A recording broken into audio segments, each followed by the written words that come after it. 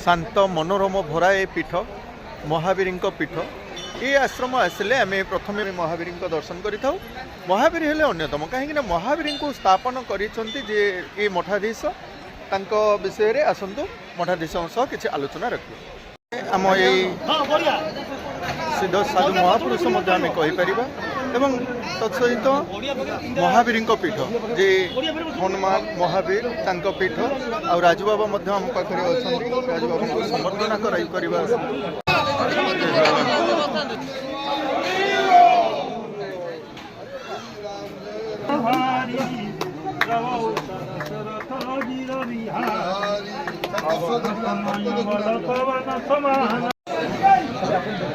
महापुरुष राजबाबा बोली सिद्ध पुरुष आज नूतन वर्ष महापुरुष दर्शन आम बंधु मान द्वारा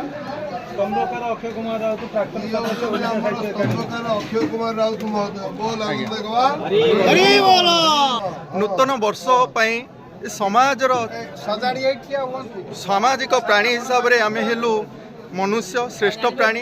ये मनुष्य मध्य अनेक विकार घरी रही आज्ञा ये विकार किपरि मुक्त होई ये मानव ये 2026 रु आग को वर्धित हेब से विषय टिके कृपा लाभ करंतु आज्ञा।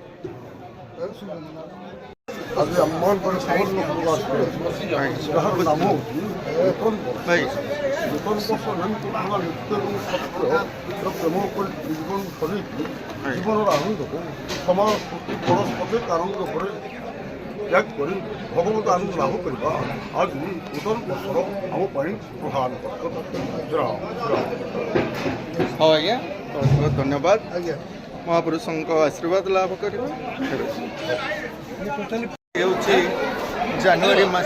जानुआरी मासर द्वितीय दिन में आम आज आसी नुआ बरस महावीर दर्शन करने नुआ गाँ आसतु महावीर दर्शन करवा आउ किसी कथा यार अतीत आम अनेक वीडियो मान सब शेयर करें महावीर जेहेतु आज हूँ नुआ बरस आम मान मनरे रही आसे ये नुआ बरस जहाँ किसी आम कर बरसक जाक ता ही होता है नुआ बरस जहाँ आम कर वर्षक जाक ताहा से फल मिली थाए बोली किसी लोकमत परिप्रकाश अच्छे विषय कौन टे कहल आज हूँ इंग्राजी नववर्ष यही नववर्ष प्रथम दिन जदि आम देवादेवी की दर्शन करवा आम मान मन पवित्र रम हस खुशी दिन बतेवा यही बार्ता आम पिला मानक दे मन को शांत कर मन को ठंडा कर तेणु शिक्षा शिक्षा दिगरे आगे आम प्रेरणा दे पार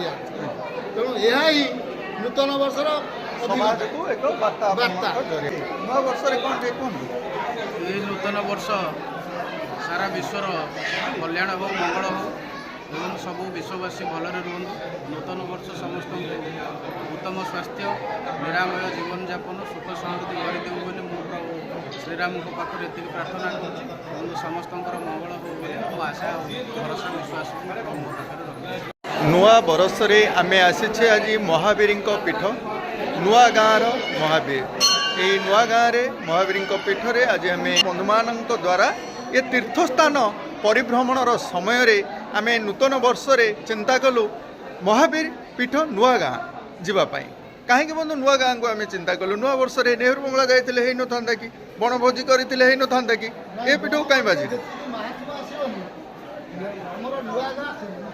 महावीर ये जगह को आसिले बहुत सिद्धि लाभ हम मनर आनंदता दिन भल कटो आम यहाँ चिंता करके भगवान को पीठ को आसिले गले कौन आम भोजी कर खाइबू ना ठाकुर सानिध्य पाइबू।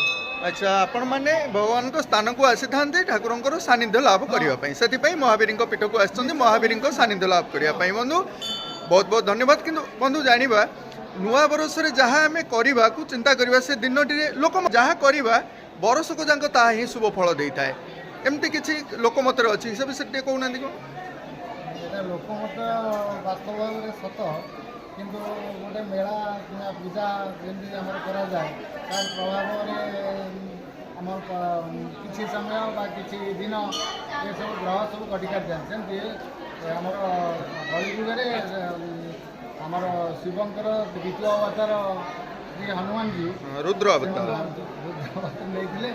ସେ ହିଁ ସାରା ବିଶ୍ୱକୁ ମାନେ ପରିତ୍ରାଣ କରିବେ, ଦୁଃଖ ନ ଦେବେ। ଏହି ହିଁ ଆମର শুভকামনা 2026 ପାଇଁ। ବହୁତ ବହୁତ ଧନ୍ୟବାଦ ସାର୍। ଜଗତର ନାଥ ଯେପରି ଜଗନ୍ନାଥ, କିନ୍ତୁ ଅମରତ୍ୱ ଲାଭ କରିଥିବା ଭକ୍ତ ହେଉଛନ୍ତି ହନୁମାନ, ଯେ ବୀରଙ୍କ ଭିତରେ ବୀର ମହାବୀର। ଈଶ୍ୱରୀୟ ଚିନ୍ତାଧାରା ନେଇକରି ଯଦି ଆମେ ଏ ବର୍ଷରେ ଅନୁକୂଳ କରିବା, ଯେମିତି ଈଶ୍ୱରୀୟ ଭାବନା ଧାର୍ମିକ ଚେତନା ସମସ୍ତଙ୍କ ମନରେ ଜାଗ୍ରତ ହେଉ। ଆମ ପରପିଢ଼ି ଯେମିତି ପୂର୍ବ ପିଢ଼ିମାନଙ୍କର ଆମେ ଯାହା ଅନୁକରଣ କରିଛୁ, ଯାହା ଆମ ପାଖକୁ ଜ୍ଞାନ ଆମର ମା ହଉ, ବାପା ହଉ, ଅଜା ଆଈ ଆମକୁ ଯାହା ଶିକ୍ଷା ଦେଇଥିଲେ, ଆମ ପରପିଢ଼ି ସେଇ ଈଶ୍ୱରୀୟ ଚେତନାରେ ଚାଲନ୍ତୁ ଏବଂ ଧର୍ମୀୟ ଭାବନାକୁ ଆସନ୍ତୁ। ମାନବିକତା ସମସ୍ତଙ୍କ ପାଖରେ ବଜାୟ ରହୁ। ଏହି ଆଶା ଓ କାମନା ନେଇକରି ଆମେ ନୂତନ ବର୍ଷକୁ ଈଶ୍ୱରୀୟ ଧର୍ମପୀଠକୁ ଆସି ଆମେ ଏହି ନୂତନ ବର୍ଷର ଶୁଭାରମ୍ଭ କରୁଛୁ। ବହୁତ ବହୁତ ଧନ୍ୟବାଦ। ଆଜି ଆମେ ଏଇ ନୂତନ ବର୍ଷର ନୂଆ ଜୀବନ ବା ନୂଆ ସମୟକୁ ଅନୁସରଣ କରି କିପରି ଆଗକୁ ଯିବା, ସେଥିପାଇଁ ନୂତନ ବର୍ଷରେ ଆମେ ମହାବୀରଙ୍କ ପୀଠକୁ ଆସିଛେ। ନୂଆ ଗାଁର ମହାସିଦ୍ଧ ମହାବୀର ପୀଠ, ତାଙ୍କ ପାଖରେ ଆଜି ବନ୍ଧୁମାନେ କେବଳ ବୁଲିବା ନୁହେଁ, ଭଗବାନଙ୍କ ପାଖରେ ଆସ୍ଥା ରଖି ସେମାନେ ଆସିଛନ୍ତି ନୂଆ ବର୍ଷକୁ ଆଗକୁ କିପରି ସୁନ୍ଦର ସରସମୟ କରି ସମାଜର ଜନସମାଜର ମଙ୍ଗଳ କାମନା କରି ଆଜିର ଏହି ପୀଠରେ ତାଙ୍କର ଯେଉଁ ବାର୍ତ୍ତାଟିଏ ରହିଲା, ବନ୍ଧୁଙ୍କୁ ଅଶେଷ ଅଶେଷ ଧନ୍ୟବାଦ। ମହାବୀରଙ୍କ ପୀଠ ବୋଲି ଆମେ ନୂଆ ଗାଁ କହୁଛେ। ନୂଆ ଗାଁ କ'ଣ ଆମର ପୁରା ଏ ମହାବୀର ଆମ ଜଗତସିଂହପୁର ଜିଲ୍ଲାର ଗୋଟିଏ ସ୍ଥାନ ନା ଆଉ କେଉଁ ସ୍ଥାନ ସବୁ ଅଛି, ସେ ବିଷୟ ଟିକେ କହିବେ? ନାଇଁ, ମହାବୀର ତ ଅଛନ୍ତି, ମହାବୀର ମୂର୍ତ୍ତି ଗଢ଼ି ଉଠିଲାଣି। ତଥାପି ଇଏ ହେଉଛନ୍ତି ସିଦ୍ଧପୀଠ। ୟାକୁ ଛାଡ଼ିଲେ ଆଉ ଗୋଟିଏ ଜାଗା ଅଛି, ସମୁଦ୍ର ନଈ ମଝିରେ ପଠାଣଡିଆ ବୋଲି ଗୋଟିଏ ଜାଗା ଅଛି। ସେ ବି ସେମିତି ୟାରି ପରି ସିଦ୍ଧ ଜାଗା। ତେଣୁ ସେ ଜାଗାକୁ ବହୁ ଭକ୍ତ ଯାଆନ୍ତି, ଆଲୋଚନା କରନ୍ତି, ଠାକୁର ଦର୍ଶନ କରନ୍ତି, ସବୁ ହୁଏ। ସେମିତି ବହୁତ ଜାଗା ଅଛି, କିନ୍ତୁ ଇଏ ଦୁଇଟି ଜାଗା ଛାଡ଼ିଦେଲେ ଆଉ ସେମିତି ବିଶେଷ କିଛି ନାହିଁ। ଆଉ ବିଶେଷ କିଛି ନାହିଁ ସେମିତି। ହଁ, ଏ ହେଉଛି ସୁନ୍ଦର ଅତୀତର ଆମର ଐତିହ୍ୟ ଭରା ପୀଠ। ସାର୍ ଟିକେ ମତ ରଖନ୍ତୁ, ଆଜିର ଏଇ ଯେଉଁ ନୂଆ ବର୍ଷରେ ଆମେ କ'ଣ ନୂଆ କରିକି ସିନା ସମାଜକୁ କିଛି ଉଦ୍ଦେଶ୍ୟ ଦେଉଛେ, ବନ୍ଧୁମାନେ ଯେଉଁ ଆସୁନାହାନ୍ତି ସେମାନଙ୍କୁ କହିଲେ, କିନ୍ତୁ ଏ ପୀଠକୁ ଆସିଲା ପରେ ଆପଣଙ୍କ ଅନୁଭୂତି ଆପଣଙ୍କର ଟିକେ ପ୍ରକାଶ କରିବେ। ଏ ପୀଠକୁ ଆସିକି ଆଜି ଆପଣ ନିଜସ୍ୱ ଅନୁଭୂତି ନିଜସ୍ୱ ଅନୁଭୂତି ଭିତରେ ଏଠିକାର ଧର୍ମୀୟ ଭାବନା ଏବଂ ଧର୍ମର ବାତାବରଣ, ଧର୍ମୀୟ ଚେତନା, ଯିଏ ରାଜୀବ ଦାସ ବାବା ଅଛନ୍ତି, ସେ ତାଙ୍କର ନିଃସୃତ ବାଣୀ ଏଠି ମନ୍ଦିରର ଚାରିପାର୍ଶ୍ୱରେ ଲେଖାଯାଇଛି। ଏଠି ନାମ ସଂକୀର୍ତ୍ତନ, ଶ୍ରୀରାମଙ୍କ ପ୍ରବଚନ, ହନୁମାନ ଚାଳିଶା ପ୍ରତିଦିନ ପାଠ କରାଯାଏ। ପ୍ରସାଦ ସେବନ ପ୍ରାୟ ମୋ ଦେଖିବା ଭିତରେ ଯେତେ ଜାଗା ମୁଁ ଯାଇଛି, ସେଠି ପ୍ରସାଦ ସେବନର ବ୍ୟବସ୍ଥା, ଏଠିକାର ପ୍ରସାଦ ସେବନର ବ୍ୟବସ୍ଥା ଭିତରେ ବହୁତ କିଛି ଫରକ ଅଛି। ଏଠି ଯିଏ ବି ଆସେ, କୌଣସି ଲୋକ ଖାଲି ଫେରିକି ଯାଇନାହାନ୍ତି ବିନା ପ୍ରସାଦରେ, ସମସ୍ତେ ଆସିଥାନ୍ତି, ପ୍ରସାଦ ସେବନ କରିଥାନ୍ତି ଏବଂ ବହୁତ ଶୃଙ୍ଖଳିତ ଜାଗା, ପରିବେଶ ନିଡ଼ାମ୍ବର ପରିବେଶ ଭିତରେ ଏ ଜାଗାଟି ଅଛି। ବିଶୁଦ୍ଧ ବାୟୁ ଏବଂ ସମସ୍ତ ଲୋକଙ୍କ ସହିତ ଭାଇଚାରାର ଯେଉଁ ବାର୍ତ୍ତା ଏହି ଜାଗାରେ ହିଁ ମିଳୁଛି। ଏଥିପାଇଁ ବହୁତ ଲୋକ ଏହି ଜାଗାକୁ ଆସୁଛନ୍ତି। ଧର୍ମୀୟ ଭାବନା ସେମାନଙ୍କର ମନସ୍କାମନା ପୂର୍ଣ୍ଣ ହେଉଛି, ପୂଜାର୍ଚ୍ଚନା ବି କରୁଛନ୍ତି। ମନସ୍କାମନା ପୂର୍ଣ୍ଣ ହେଲା ପରେ ବି ବହୁତ ଲୋକ ଆସୁଛନ୍ତି। ମନସ୍କାମନା ନେଇକି ବି କିଛି ଲୋକ ଆସିଲା ପରେ ସେମାନଙ୍କର ସଫଳ ହେଇଛି ବୋଲି ଏଠି ଆଶା ରଖାଯାଇଛି। ବହୁତ ବହୁତ ଧନ୍ୟବାଦ ସାର୍। ଆମ ଜିଲ୍ଲା ଭିତରେ ଆମେ ସବୁ ଜାଗାରେ ତ ହନୁମାନ ଅଛନ୍ତି, ପ୍ରତ୍ୟେକ ଗ୍ରାମକୁ ଗଲେ ଗୋଟେ ଗୋଟେ ଆମେ ହନୁମାନ ମୂର୍ତ୍ତି କରିଛେ। ଆମର କହିବା କଥା, ମୁଁ ଯାହା ଶୁଣିଛି ଏଠିକାର ପୀଠ ବିଷୟରେ, ଏଠି ପ୍ରଥମେ କୌଣସି ଜିନିଷ ନଥିଲା, ଘଞ୍ଚ ଜଙ୍ଗଲ ଥିଲା, ଝାଉଁ ବଣ ଥିଲା। ଏ ଜାଗା ଗାଁଠୁ ବହୁତ ଦୂରରେ ଏ ଜାଗା ଥିଲା। ଏଠି ଜଣେ ସାଧନା କରିବା ପାଇଁ ଜଣେ ସାଧକ ଆସିଥିଲେ, ସେ ତାଙ୍କ ସାଧନା ବଳରେ ଆଜି ଏ କ୍ଷେତ୍ରର ମହାତ୍ମ୍ୟ ବଢ଼େଇଛନ୍ତି। ଯାହା ଏଠି ଇନଫ୍ରାଷ୍ଟ୍ରକ୍ଚର ଡେଭଲପମେଣ୍ଟ ହେଇଛି, ତାଙ୍କ ଦ୍ୱାରା ବି ହେଇଛି। ଆଉ ଏଠି ବହୁତ ଜିନିଷ ଉନ୍ନତି ଏଠି ପରିଲକ୍ଷିତ ଦେଖାଯାଇଛି। ସେ ବାବଦରେ ମୁଁ ଏଇଠି ଟିକେ କହୁଛି। ହଁ, କୁହନ୍ତୁ। ଇଏ ଗୋଟେ ଏମିତି ଜଙ୍ଗଲିଆ ଜାଗା ଥିଲା। ଏ ଜଙ୍ଗଲିଆ ଜାଗା କଣ୍ଟା ଝଟା ବିଭିନ୍ନ ପ୍ରକାର ଗଛରେ ଏଟା ପରିପୂର୍ଣ୍ଣ ଥିଲା। ତେଣୁ ସେଠି ଆମର ନୂଆ ଗାଁର ଜଣେ ବୟସ୍କ ଲୋକ, ସେ କେମିତି ତାର ସନ୍ଧାନ ପାଇ ସେ ଆସ୍ତେ ଆସ୍ତେ ସେ ଜାଗାକୁ ଆସି କଣ୍ଟା ଝଟାର ସଫା କଲେ, ପୁରା ଛୋଟିଆ ବାଟ କରିଥିଲେ। ସେଇ ବାଟେ ଆସି ଗୋଟେ ଛୋଟିଆ ଗଛ ଥିଲା, ସେ ଗଛ ଗୋଟେ ଛୋଟ ଶିଳା ପଡ଼ିଥିଲା। ସେ ଶିଳାକୁ ସେ ମହାବୀର ଭାବି ପୂଜା କଲେ। ପୂଜା କରୁ କରୁ କରୁ ତାର ପ୍ରସାର ଆସ୍ତେ ଆସ୍ତେ ହୋଇଗଲା। ହେଲା ପରେ ସେ ରାଜୁ ବାବା ଏଠିକି ଆସିଲେ। ଏଠି ଆସିଲା ପରେ ବହୁତ ପରୀକ୍ଷା ବି ଦେଇଛନ୍ତି। ପରୀକ୍ଷା ଦେବାରେ ଉତ୍ତୀର୍ଣ୍ଣ ହୋଇଛନ୍ତି। ଉତ୍ତୀର୍ଣ୍ଣ ହେଲା ପରେ ସେ ସିଦ୍ଧି ପ୍ରାପ୍ତ କରି ପିଠି ବର୍ତ୍ତମାନ ରହିଲେ। ଯାଉ ଏମିତି ଗୋଟେ ଜାଗା ଦେଖନ୍ତୁ ଆଜି କେତେ ଜନଗହଳି, ଏଇ ଜନଗହଳିରେ କେଉଁଠୁ ଆସୁଛି କେଉଁଠୁ କ'ଣ କରୁଛି ଏକଥା ବି କେହି ଜାଣନ୍ତିନି।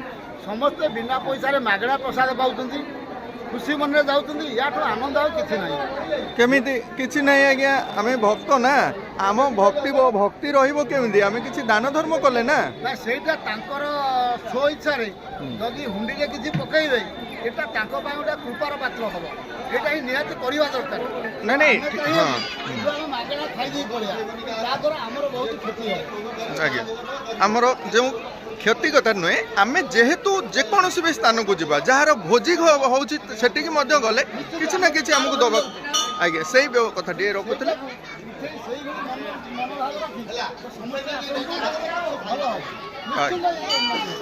ହଁ ଆଜ୍ଞା, ବହୁତ ବହୁତ ଧନ୍ୟବାଦ।